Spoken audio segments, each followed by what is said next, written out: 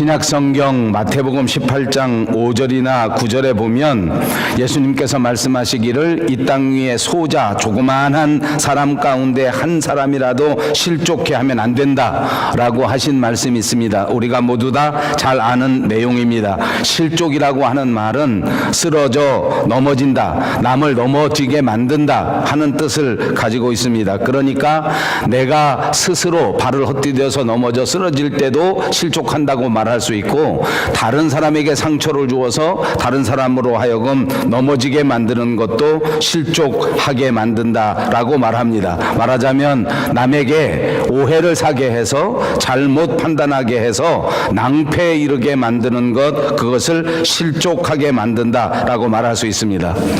제가 캐나다 밴쿠버에 와서 목회를 하다 보니 또 여러 사람들을 만나게 되고 한국에서 처음 오신 분들을 자연스럽게 만나는 경우가 많습니다. 그런데 놀라운 것은 예수 믿는 사람들도 정말 많아서 한국에서 예수를 잘 믿다가 교회를 잘 다니다가 오신 분들이 적지 않게 있습니다만, 그런가 하면 교회를 잘 다니다가 교회에 오래도록 봉사하다가 지금은 전혀 나가지 않는, 그래서 우리 조국 대한민국에서는 교회를 안 나가는 교인을 가리켜서 가나안 성도다 이렇게 부릅니다. 왜 가나안 성도라고 부르느냐 하면 가나안을 거꾸로 부르면 안 나가가 되기 때문에, 그래서 안 나가 교인이라 가나안 성도라 그렇게 부르는 것입니다. 제가 어렸을 적에 중학교 다닐 때에 가나안 농군 학교라는 곳에 가서 2박 3일 동안 수련회를 한 적이 있습니다. 이 가나안 농군 학교는 유명한 김용기 장로님이라는 분이 만들어 놓은 곳인데,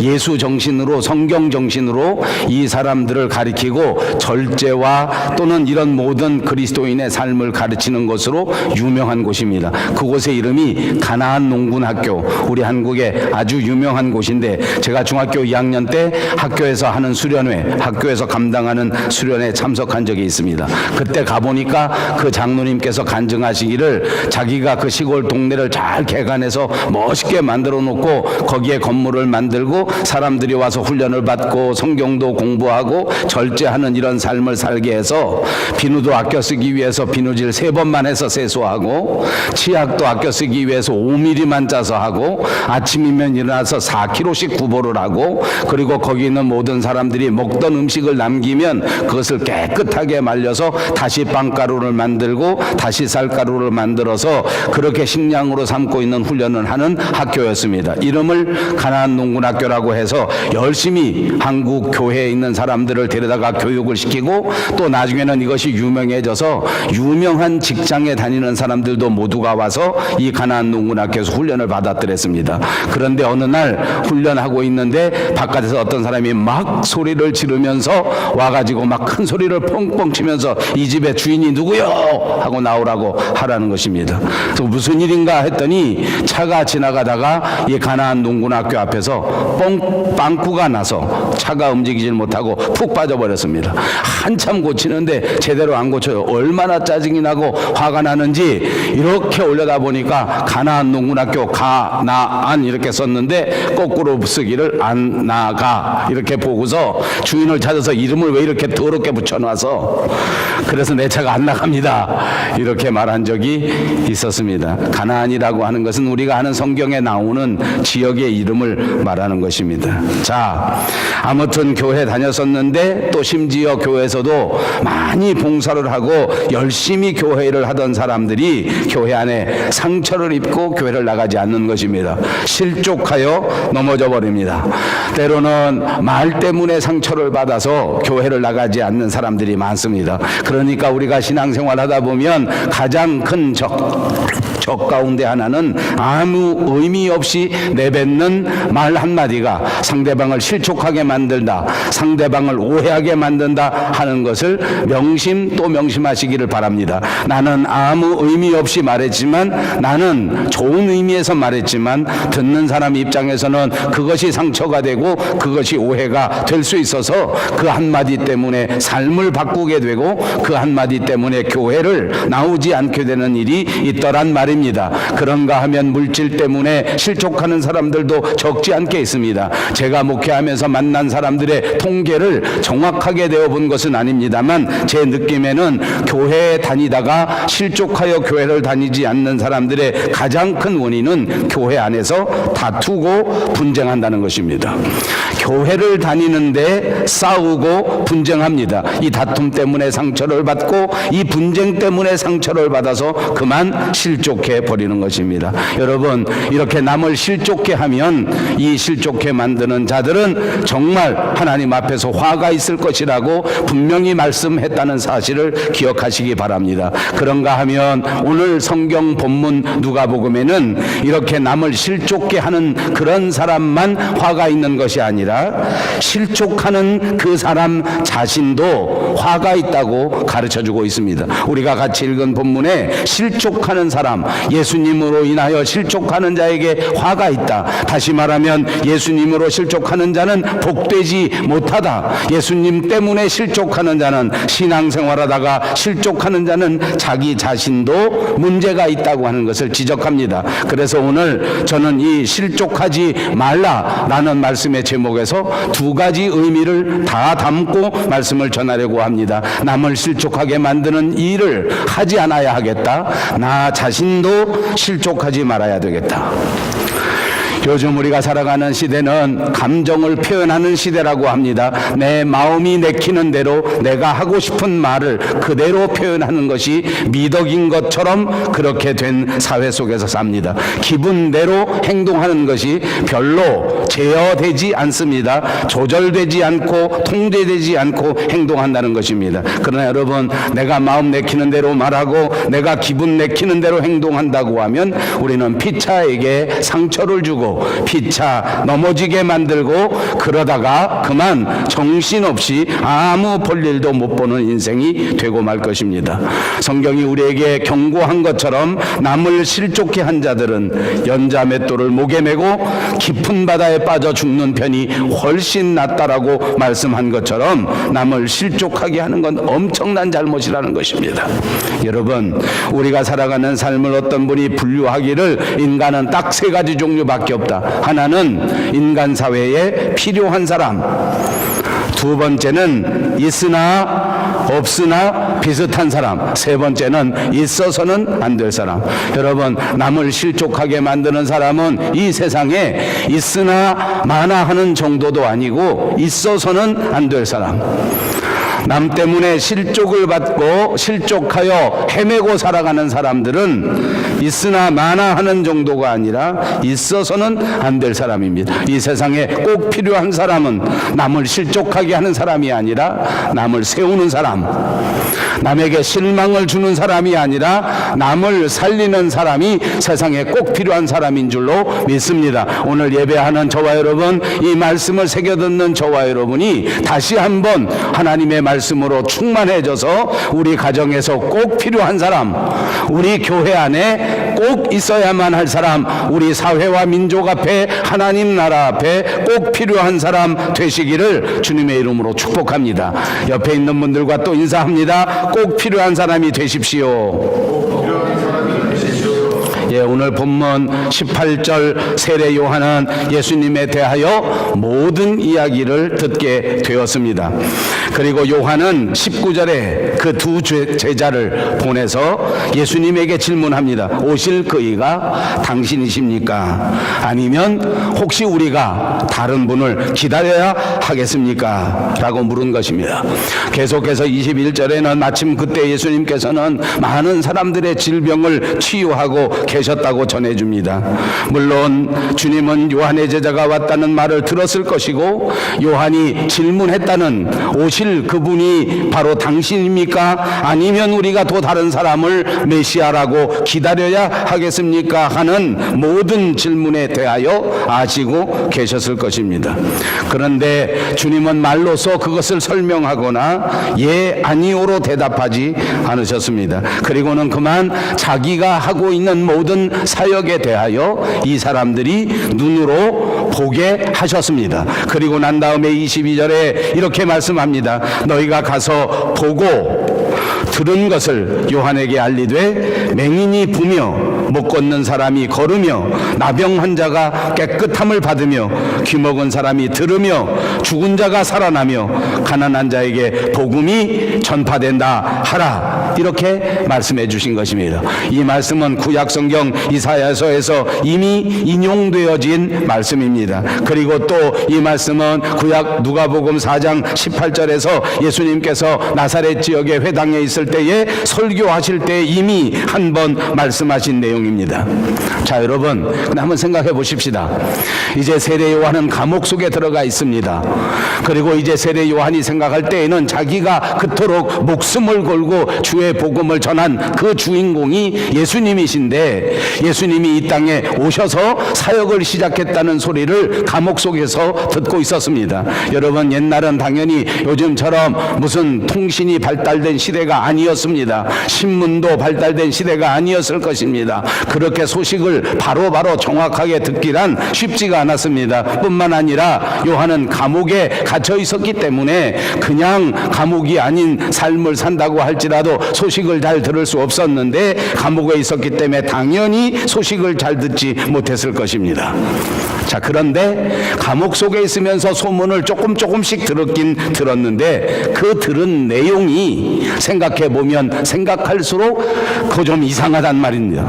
내가 생각할 때에는, 세례 요한의 입장에서 생각해 볼 때에는 예수님이 오셨으면 빨리 임박한 하나님의 나라를 전파하고 죽어가는 백성들을 빨리 돌이키게 하기 위해서 금방금방 이렇게 일을 하실 것 같은데, 잘못되고 있는 백성들을 빨리 깨우쳐 주기 위해서 무슨 신령한 방법을 쓰실 것 같은데, 소문을 들어보니 여기저기 다니시면서 회개하라고 말씀하시기보다는 사랑을 전파하고, 임박한 주의 심판을 전파하기보다는 사랑과 희생과 양보를 전파하고, 병든 자들을 불쌍히 여기시고 만져주시고 고쳐주시고 이렇게 하고 다니신다는 소리를 들었을 때에 세례 요한의 마음이 조금 이상했습니다.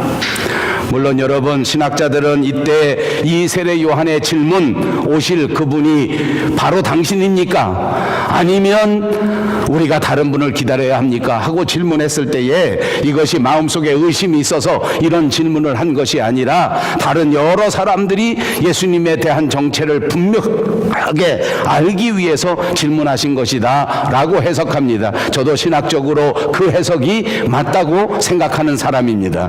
물론 세례 요한이 몰라서 물어본 것이 아닐 것입니다. 분명히 세례 요한은 예수님의 사역을 알고 있었지만은 이 기회를 통하여 다시 한번 모든 사람들이 예수님의 정체에 대하여 확실히 알게 하려고 이 질문을 하신 것이다 라고 해석합니다. 그러나 여러분, 한번 이 문장을 문장대로 생각해 봅시다. 그토록 믿음이 투철한 사람이었던 세례 요한인데, 예수님이 오셔서 사역을 하고 있는데 당신이 메시아인가 아닌가 대답해 주십시오 라고 질문했다는 자체가 뭔가 조금 이상합니다. 요즘 말로 하면 이 대목에서 벌써 이 세례 요한의 믿음이 흔들리기 시작한 것 아닌가. 아니, 질문할 것이 없어서 예수님에게 이런 질문을 한단 말인가. 오실 그분이 당신입니까? 아니면 우리가 다른 메시아를 기다려야 합니까? 자, 한번 생각해 보십시오. 세례 요한도 인간입니다. 세례 요한은 예수님이 아닙니다. 세례 요한은 하나님의 아들이 아니었습니다. 그러므로 그도 인간이었기 때문에 의심이 생길 수 있지 않겠습니까? 더구나 세례 요한의 환경을 보십시오. 그는 복음을 전하다가 감옥에 갇혔습니다. 하루, 이틀, 3일, 한 달, 두 달, 벌써 몇 달 동안 캄캄한 감옥 속에 있었습니다. 세상에 있을 때에는 사람들에게 칭송을 받고, 세상에 있을 때에는 두려움이 하나도 없는 정말 용감한 사람이었습니다. 불의를 보면 참지 못하고 정확한 말, 옳은 말을 위해서는 목숨을 바쳐서 전할 수 있는 용감한 사람, 세례 요한이었습니다. 그러나 아무리 용감한 사람도 그만 붙들려서 감옥에 갇혀, 아무 죄도 없는데 감옥에 갇혀서 하루 이틀도 아니고 한 달, 두 달, 몇 달 동안 감옥에 갇혀 이렇게 있다 보니까 그 마음속에 의심이 들기 시작하는 거예요. 처음에는 큰 믿음을 가지고 시작했는데 흔들리기 시작하는 거예요. 저는 이런 면에서 아까 말씀드린 것처럼 우리 신앙생활하는 성도님들의 마음을 이해하려고 노력합니다. 우리도 모두가 사람입니다. 하나님의 은혜를 체험했습니다.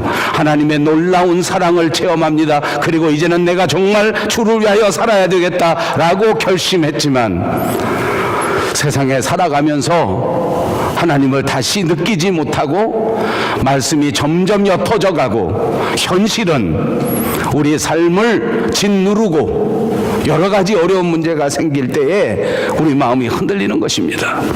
다시 의심이 조금씩 생겨지기 시작하는 것입니다. 다시 한번 말씀드립니다. 세례 요한은 정말 강력한 메시지를 전한 사람 아닙니까? 회개하라. 회개하지 아니하면 바로 심판당한다. 그런데 정작 예수님 그 하나님이 세상에 오셨는데 그분은 맹렬한 심판을 전하는 게 아니에요.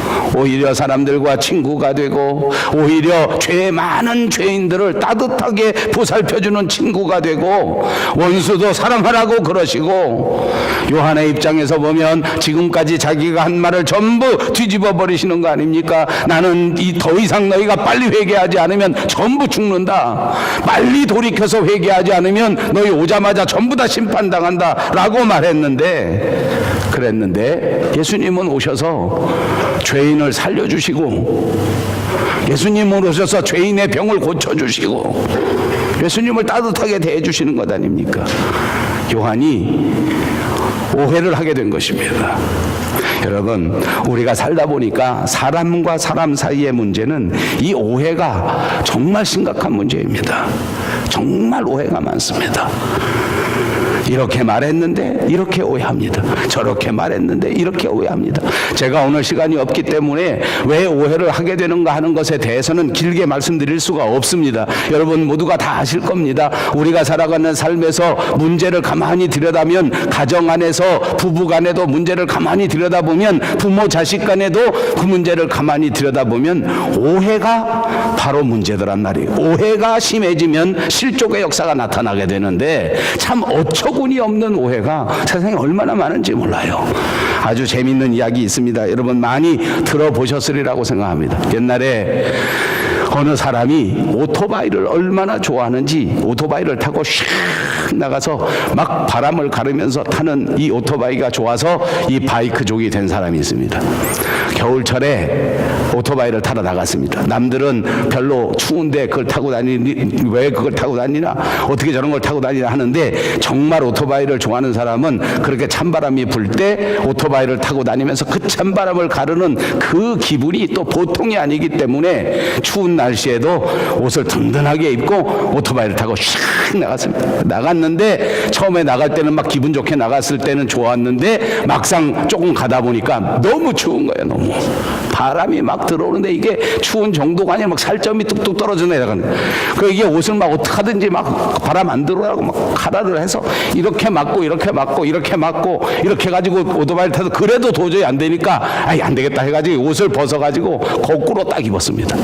왜냐하면 뒤로 입으면 이 앞에 이런 게 없으니까 이 뒤가 딱 막혔으니까 바람이 하나도 안 들어올 것 아닙니까? 이 사람이 얼마나 머리가 좋아요. 거꾸로 입고 다니까 훨씬 낫습니다. 샥 가다가 사고가 나서 뻥 쓰러졌습니다. 피범벅이 되었습니다. 앰뷸런스가 왔습니다. 의료진들이 사람을 빨리 구급차에 실었습니다. 앞뒤가 공반이 안 됩니다. 의료진들이 이렇게 보니까 옷 입은 걸 보니까 이 사람 머리가 뒤로 돌아가 버렸습니다. 병원에 가기도 전에 그 머리 뒤로 맞추다가 죽어버렸다는 얘기입니다. 아바지. 우리들 중에도 그런 오해가 얼마나 많은지 모릅니다. 예수를 믿고도 이렇게 오해합니다. 서로 사랑하는 부부간에도 이렇게 오해를 합니다. 살리겠다는 사람이 목뼈를 뒤집어서 그 사람을 죽게 만드는 일이 비일비재합니다. 교회 안에서 사랑한다고 하는 말이 상대방에게 깊은 절망을 주어버립니다. 교회 안에서 서로 위한다고 하는 말이 상대방을 죽이는 일이 얼마나 많은가 생각해 보십시오. 성경을 안다고 하는 사람도 이런 실수를 저지릅니다. 교회 오래 다닌 직분자들도 이런 잘못을 저지릅니다. 내가 아는 것이 세상의 전부인 것처럼 행동하다가 큰 어려움을 만나는 일이 얼마나 많은지 모릅니다. 세례 요한이 볼 때 세상은 정말 썩었습니다. 세례 요한이 볼 때 세상은 불의가 팽배하고 도저히 다시 고쳐질 수 없는 그런 상황에 빠졌다고 생각합니다. 교회도 썩어 빠졌다고 생각합니다. 다시는 회복될 길이 없다고 생각합니다. 그래서 무조건 불의 심판이 임할 것이라고 보았습니다. 오늘 본문 24절에 있는 말씀을 보십시오. 요한의 보낸 자가 떠난 후에 예수께서 무리에게 요한에 대하여 말씀하시되, 예수님이 요한에 대해서 말씀합니다. 세 가지 질문합니다. 첫 번째, 너희가 무엇을 보려고 광야에 나갔느냐? 바람에 흔들리는 갈대냐? 아니라는 것입니다. 요한은 갈대와 같은 자가 아니라 강하고 굳건한 자였습니다. 그러면 너희가 무엇을 보려고 나갔느냐? 부드러운 옷 입은 사람이냐? 화려한 옷을 입고 부드러운 옷을 입은 사람은 광야에 있지 않고 왕궁에 있다, 그 말입니다. 다시 말하면 요한은 사치한 자가 아니라고 변명해 주신 것입니다. 세 번째로 예수님이 또 묻습니다. 너희가 무엇을 보려고 나갔더냐? 선지자냐? 옳다. 요한은 선지자다. 선지자보다도 훨씬 더 나은 자다라고 말씀합니다. 요한은 27절에 말씀하는 것처럼 예수님의 길을 예비하는 자라고 예수님은 칭찬해 주셨습니다. 왜 이렇게 세례 요한을 칭찬해 주신지 아십니까? 오해로 요한을 판단하지 말라는 것입니다. 요한도 인간이구나, 요한도 의심했구나, 요한도 흔들렸구나 라고 속단하지 말라는 것입니까? 여러분, 우리가 신앙생활하면서 얻을 수 있는 교훈 가운데 또 하나는 이것입니다. 인간은 누구나 실수하는 것처럼 보여집니다. 우리가 말할 때 저 사람도 사람이니까 다 잘못하겠거니 라고 쉽게 생각합니다. 그러나 그렇게 성급하게 판단하지 마십시오. 오해입니다. 세례 요한은 그렇게 흔들리는 자가 아닙니다. 세례 요한은 그렇게 약한 자도 아닙니다. 세례 요한은 목숨을 바쳐 예수 그리스도의 오실 날을 예비한 위대한 선지자 중에 선지자인 것이 분명합니다. 그래서 오늘 23절에 말씀하기를 이 사람을 오해하여 실족에 빠지면 안 된다 라고 말씀한 것입니다. 주님을 인하여 실족하지 않는 자가 복이 있다. 주님을 인하여 실족하는 자는 복이 되지 못한다라는 말입니다. 여러분, 그러므로 우리가 오해하지 않고 실족하지 않으려면 뭐니 해도 우리가 성숙해지는 수밖에 없습니다. 성숙하면 오해하지 않습니다. 인간관계도 마찬가지입니다. 성숙한 사람은 오해하지 않습니다. 누가 조금 잘못해도 넓은 마음으로 관용할 수 있습니다. 왜냐하면 성숙한 자이기 때문입니다. 성숙하지 못하면 상대방의 잘못을 보고 용서할 수가 없습니다. 또 상대방을 잘못 보게 됩니다. 이해도 할 수 없습니다. 관용도 베풀지 못합니다. 용납도 하지 못합니다. 그러므로 성숙한 것이 답입니다. 그런데 여러분, 인생이 성숙하려면 어떻게 해야 되는지 아십니까? 저절로 시간이 지나서 나이가 먹으면 성숙해진다? 아니요, 거짓말입니다. 제가 산 증인입니다. 제가 나이가 60살이 넘었습니다. 그러면 자연히 가만히 있어도 성숙해져야 되지 않겠습니까? 그렇지가 못합니다. 성숙은 성숙하려고 노력하는 자만이 성숙해질 수 있습니다. 입으로 한번 해보십시다. 성숙하려고 노력하는 자가 성숙해진다. 성숙하려고 결심한 자가 성숙해진다. 그러므로 사랑하는 여러분, 성숙하기로 결심하시고 그리고 성숙하도록 노력해야 합니다. 나는 이제 성숙한 사람이 되어야 되겠다. 성숙한 사람은 화를 내지 않습니다. 성숙한 사람은 비판하지 않습니다. 성숙한 사람은 뒤에서 욕하지 않습니다. 그러므로 여러분, 상대방을 보고 욕하고 상대방을 보고 비판하고 상대방의 뒤에서 욕하지 않도록 결심하시기를 바랍니다. 그리고 그래도 순간순간 튀어나오고 순간순간 비판하게 된다면 아하, 노력해야 되겠구나 라고 노력하시기를 바랍니다.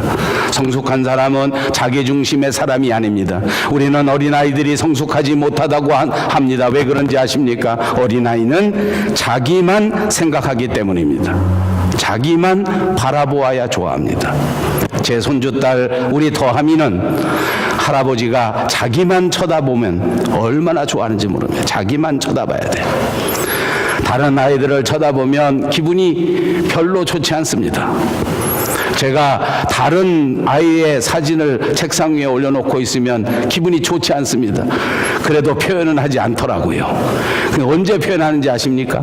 자기 사진을 제 컴퓨터의 바탕화면에 넣어놨더니 애가 표정이 달라졌어요. 할아버지는 컴퓨터 화면에 내 사진만 있다. 물어보지 않아도 이 사람 저 사람에게 말합니다. 왜 그런지 아십니까? 자기만 생각해. 자기 동생이 있어도 섭섭합니다. 다른 사람이 있어도 섭섭합니다. 사촌 동생 사진이 있어도 섭섭합니다. 왜냐하면 걔가 5살짜리 어린아이기 때문에 그렇습니다. 성숙해서 10살이 되고 성숙해서 15살이 되면 할아버지의 사랑이 감사하지만 자기 친구들에게 할아버지가 똑같은 사랑을 베풀도록, 자기 형제들에게 할아버지 할머니가 똑같은 사랑을 베풀도록 받아들이게 되는 것 아닙니까? 그것이 성숙함입니다. 나만 생각하고 내 입장만 내세우는 것은 성숙하지 못하는 것입니다.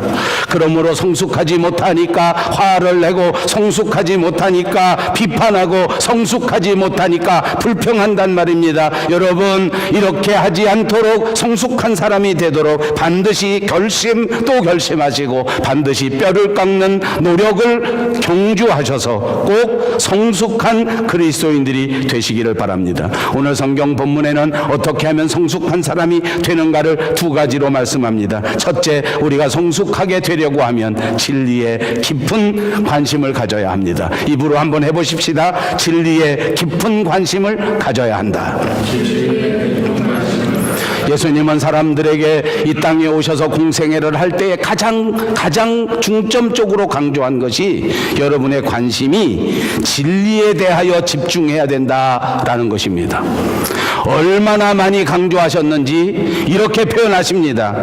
이 세상 사람들이 진리에 관심을 너무 기울이지 않는다. 너무나 하나님의 말씀에 무관심하지 않느냐. 피리를 불어도 춤추지 않고 애곡해도 울지 않는 이런 모습을 지적하지 않았습니까? 이것이 무엇입니까? 하나님의 말씀에 무관심한 것을 비유합니다. 세례 요한이 와서 목숨을 바쳐서 전파했습니다. 세례 요한은 정말 자기 자신의 생명을 내어놓고 하나님의 나라 천국이 가까이 왔다, 이 천국을 준비해야 된다라고 외쳤지만은 사람들은 모두가 다 무관심했습니다. 예수님이 땅에 오셨습니다. 예수님도 하나님의 나라를 전합니다. 그러나 사람들은 귀를 기울이지 않습니다. 오로지 병 고치는 데만 귀를 기울입니다. 먹고 사는 문제에만 관심을 집중합니다. 예수님은 이렇게 진리에는 무관심하고 세상 일에만 관심을 집중하는 자들을 책망하셨습니다.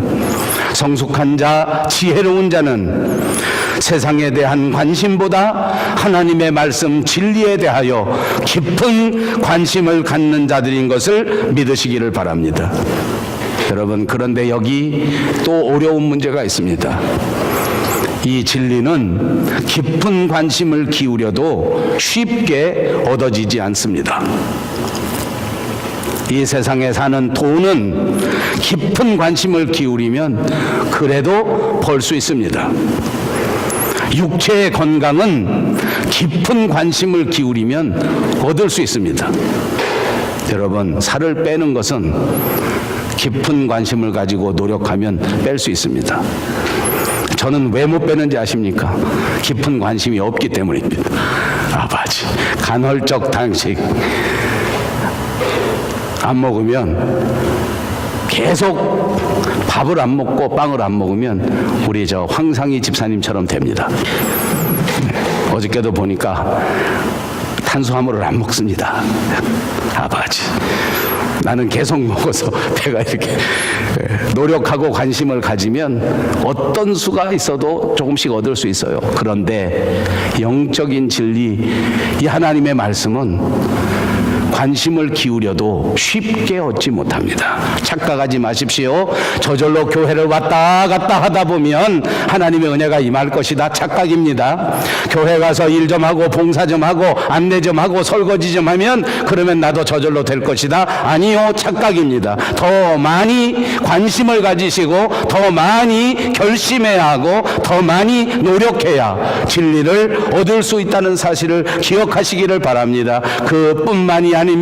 너무나 안타까운 것은 이 십자가의 진리는 십자가가 없이는 얻지 못한단 말입니다. 고난이 없이는 얻지 못하는 심오한 진리입니다. 하나님의 말씀에 가까이 가기 위하여 나 자신을 쳐서 복종시키는 심오한 고난이 없이는 말씀의 충만함을 이룰 수 없습니다. 진리는 여러분, 우리의 희생을 마땅히 드릴 만큼 값어치 있는 것이라는 사실을 기억하시기를 바랍니다. 진리는 우리의 생명을 모두 다 드리고라도 얻어야 하는 가치가 있는 것입니다. 지극히 값진 보화입니다. 인생의 전부를 팔아서라도 얻어야만 하는 유익한 보물인 것을 믿습니다. 사랑하는 여러분, 그러므로 진리에 대하여 관심을 가지십시오. 그러므로 여러분, 진리를 위하여 노력하십시오. 그러므로 여러분, 진리 때문에 고난을 받는다 할지라도 그 고난 속에서 반드시 인내하고 승리하는 여러분 되시기를 주님의 이름으로 축복합니다. 성숙하기 위하여 두 번째 해야 될 일이 있습니다. 그것은 긍정적인 사고입니다. 입으로 해보십시다. 긍정적인 사고를 해야 합니다. 예수님은 부정적인 시각을 가지고 비판만 일삼는 사람들을 책망하셨습니다. 사람들은 세례 요한이 떡도 먹지 않고 세례 요한이 좋은 옷도 입지 않고 세례 요한은 포도주도 먹지 않으면서 그냥 광야에 나가서 열심히 주의 복음만 전하고 있었더니 사람들이 세례 요한을 가리켜 비난합니다. 저 사람은 이상하다. 우리와 같이 먹고 마시고 즐길 줄 모르는 이상한 사람 아니냐. 저 사람은 광야에 나가서 먹을 것도 관심이 없고 입을 것도 관심이 없고 아마도 이상한 귀신에 들린 사람이 분명하다라고 비난합니다.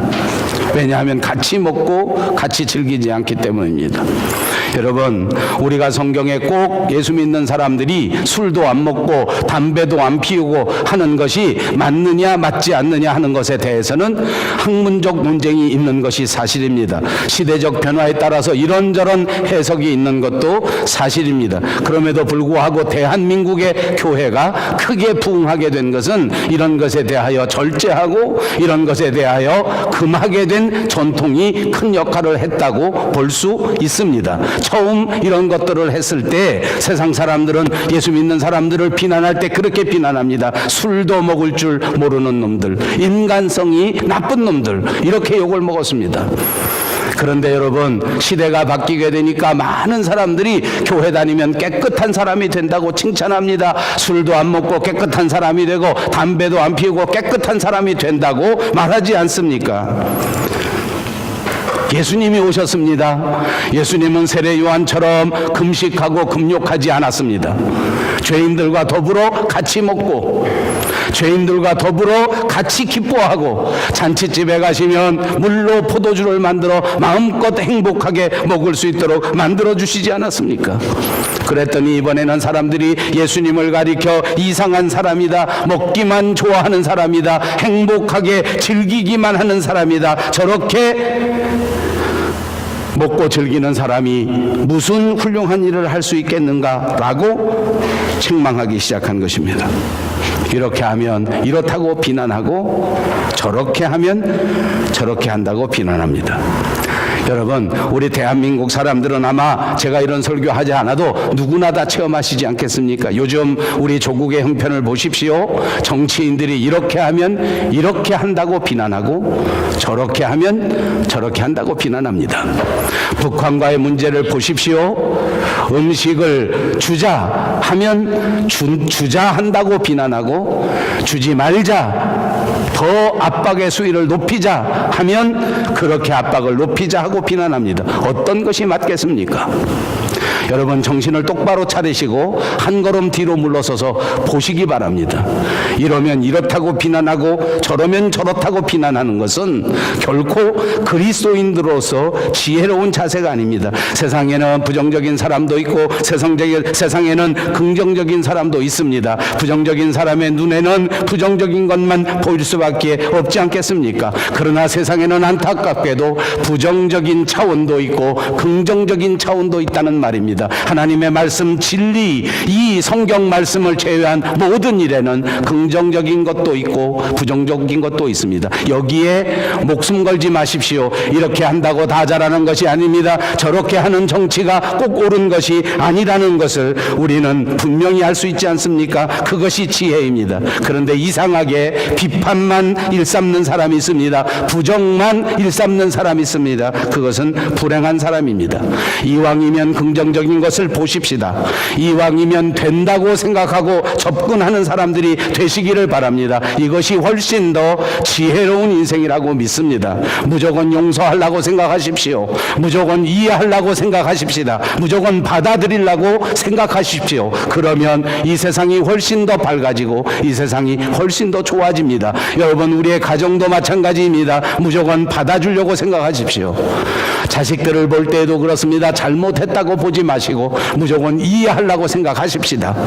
무조건 따뜻한 마음으로 반응하십시오. 훨씬 더 행복한 가정이 될 줄로 믿습니다. 유대인들이 자녀들을 교육할 때 가장 많이 쓰는 이야기는 다윗과 골리앗의 이야기입니다. 사람들은 골리앗과 다윗이 싸울 때에 골리앗이 너무 크기 때문에 다윗이 도저히 당할 수 없다라고 생각합니다. 부정적인 생각입니다. 다윗은 어떻게 생각했습니까? 다윗은 긍정적으로 생각했습니다. 골리앗이 너무 크기 때문에 내가 던질 돌판매가 절대로 비켜갈 수가 없다. 무조건 던지면 맞는다 라고 생각하고 그리고 전쟁에 나갔던 것입니다. 그래서 다윗은 승리하지 않았습니까?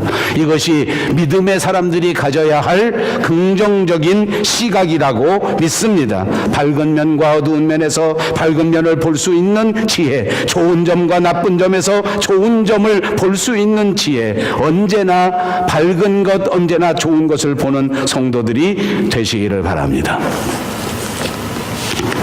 사랑하는 여러분, 우리는 성숙한 자가 되어 오해하거나 실족하는 길에서 벗어나야 합니다. 작은 일에 연연하지 마시고 큰 틀에서 세상을 바라볼 수 있는 성숙한 그리스도인들이 꼭 되시기를 바랍니다. 마지막 한 가지만 말씀드림으로써 이 설교를 마치려고 합니다. 옛날 이야기입니다. 어느 수도원이 있었습니다. 수도원에 젊은 수도사가 새로 부임을 오게 되었습니다. 이제 아무 경험이 없는 젊은 수도사가 왔는데 그 수도원에서는 이렇게 처음 온 수도사 젊은이를 예배에 초청하여 그 예배의 설교자로 세우고 그 설교를 듣는 전통 아닌 전통이 있었습니다. 자, 이 젊은 수도사도 어느 날 어느 주일에 모든 사람들이 모이는 곳에 가서 예배의 설교를 하게 되었습니다. 크게 긴장하면서 열심히 준비를 하지 않았겠습니까? 이제 내가 이 설교에 나가서 이런 설교를 해야 되겠다라고 준비했는데 그날 예배가 다 준비되고 거기에 수도원에 있는 사람들이 다 모였는데 이 젊은 수도사가 강당에 딱 올라가 보니까 맨 앞에 그 수도원에 수도원장이 딱 앉아 있는 거예요. 우리 교회라 따지면 아마 담임 목사가 딱 앉아 있는 거예요. 수도원장이 딱 앉아 있는 걸 보고 이 젊은 수도사가 처음 올라가지고 가뜩이나 긴장해가지고 있는데 머리가 하얘지면서 설교가 하나도 생각이 나지 않는 거예요. 거기에 있는 사람들에게 물어봤습니다. 여러분, 제가 오늘 무슨 설교할지 아십니까? 그러니까 그 앉아있는 사람들이 이게 무슨 깜짝 놀랐죠. 전부 다 이게 무슨 생통맞은 소리냐. 아니 설교를 아직 들어보지도 않았는데 설교를 어떻게 알겠습니까? 근데 이 사람이 너무 진지하게 수도사가 물어봅니다. 여러분 제가 오늘 무슨 설교할지 아십니까? 그러니까 뭐 사람들이 모릅니다. 대답하지 않았겠습니까? 다 모르십니까? 저도 모릅니다. 내려가 버렸습니다. 그 다음 주에 다시 또 그렇게 똑같이 자리를 만들고 그 젊은 수도사를 또 불렀습니다. 그래가지고 또 강단에 올라왔는데 그때도 보니까 수도원장이 또 맨 앞에 딱 앉아 있는 거예요. 지난번에 한번 실수한 것 때문에 더 얼굴이 더 근엄하죠 하고 앉아 있으니까 이번에 또 더 긴장이 되는 거예요. 절대 긴장 안 하려고 결심해 또 긴장이 되는 거예요. 여러분 제가 오늘 무슨 설교할지 아십니까? 청중들도 다 똑똑한 사람이에요. 그러니까 지난번에는 모릅니다 했더니 그냥 내려가 버렸으니까 이번에는 어떻게 대답하겠습니까? 압니다 라고 대답했습니다. 그랬더니 수도사가 어떻게 했겠습니까? 예, 다 알면 됐습니다 하고 내려갔어요. 그 다음에 또 다음 주에 와서 또 젊은 수도사가 설교단에 올라왔습니다. 이번에도 긴장을 하긴 했지만 이번엔 잘하리라고 믿고 또 초청해서 보니까 이번에도 또 수도원장이 딱 맨 앞에 앉아 있습니다. 이 수도사가 올라와서 물어봅니다. 여러분 제가 오늘 무슨 설교할지 아십니까? 청중들도 똑똑한 사람들입니다. 그러니까 이번에는 머리를 짜내서 처음에는 모른다 하니까 모른다고 내려가고 두 번째는 안다 하니까 알았다고 다 하니까 됐다고 내려갔으니 이번엔 우리도 머리를 쓰자. 그래가지고 어떻게 머리를 썼냐면 남자는 안다고 대답하고 여자는 모른다고 대답하자 하고 미리 다 짰습니다. 그래서 수도사 물어봅니다. 여러분 제가 오늘 무슨 설교할지 아십니까? 한번 대답해 보세요. 시작. 남자는 어떻게 하다고? 이게 얘기를 듣는 거야 보여 이거 지금. 설교를 이렇게 연락이 할 필요가 없어. 그러게. 남자는 어떻게 하라고? 압니다. 여자는 한번 해보세요. 시작. 그 이번엔 설교자가 어떻게 했을 것 같습니까? 아이 잘됐다. 아는 사람이 모르는 사람 가르쳐주면 됩니다. 맨 앞에 있는 수도원장이 크게 은혜를 받았습니다. 세상에 제일 명설교다. 무슨 설교? 아는 사람이 모르는 사람 가르쳐준다. 수도원 앞에다가 써붙였습니다. 아는 사람이 모르는 사람 가르쳐준다. 가나안 농군학교도 이런 걸 써붙여야지. 왜 가나안을 써붙여가지고 안나가 교인을 만들어. 뭐 어떻게 써붙였다고요? 아는 사람이 모르는 사람 가르쳐준다. 성숙한 교인이 성숙하지 못한 사람을 가르쳐주는 것입니다. 먼저 된 자가 나중 된 자를 가르쳐주면 됩니다. 어른이 청년을 가르쳐주면 됩니다. 그러면 하나님의 나라가 저와 여러분의 가정 위에, 우리가 섬기는 교회 위에 더 성숙한 그리스도의 나라가 임하게 될 줄로 믿습니다.